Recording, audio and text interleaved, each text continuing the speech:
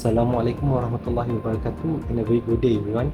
My name is Fakrul Faid bin Tajir Arifin and today I will explain to you about my project which is Floating Sun Tracker Hydraulic Solar Panel. So a brief introduction about this project. As we all know, the rise in global energy demand prompts a shift towards environmentally conscious energy sources. That is why solar power, particularly solar PV system, is recognized for its minimal greenhouse gas emission. It also responds to the constant escalating land cost, which is floating solar PV system does not require any land space, and it also improves in the efficiency of the solar panel because it reduces the operating temperature of the panel itself. So there are two main problems with the traditional solar PV farms. First is the space limitation. Solar PV farms require larger amount of land space compared to the typical fossil fuel power plants in order to generate the same amount of power. Next is the dependence on the sun's position. Because solar PV systems rely solely on the solar irradiance, its efficiency varies depending on the light angles.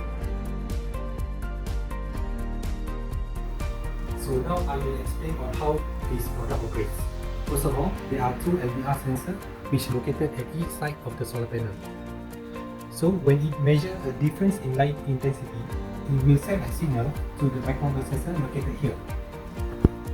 And the microprocessor will process the data and send a signal to the hydraulic pump whether to pump water in or suck water out from the hydraulic piston from the reservoir here.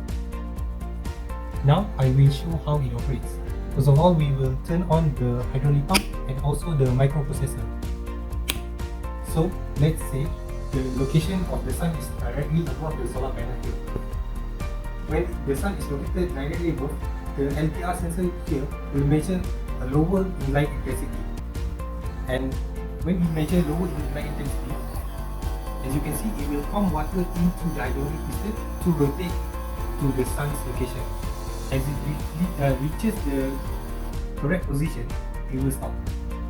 That is all for the sun tracking system. So now I will explain on how to take measurements of the product. So this is the temperature sensor used for the experiment. It can measure up to 10 points of temperature. As you can see from the green and white wires, it is a set of thermocouples in order to measure the temperature. For the experiment, we use 5 sets of thermocouples to measure the temperature of the solar panel. The temperature will be displayed at the parameters here. As you can see, the average temperature as of right now has about 26 degrees Celsius. So we will take 5 points of temperature of the solar panel and measure the average temperature at the given time. So now I will explain about the current and voltage measurement. We use an electronic load connected directly to the solar panel here. So it will measure the current and voltage output. Because the product is currently indoors, there are no gradients. That is why the voltage and current output for the product is 0. That is all for the data management. This graph shows the difference in operating temperature between floating and non-floating solar PV system. It shows that the floating solar panel system has an approximate temperature reduction of 7% compared to the non-floating solar PV system. Meanwhile, this graph shows an improvement of 0.8% in solar panel efficiency for floating solar PV system. It indicates that lower operating temperature results in the improvement in the system's efficiency. To conclude, the project proposed a promising and innovative solution in generating electricity.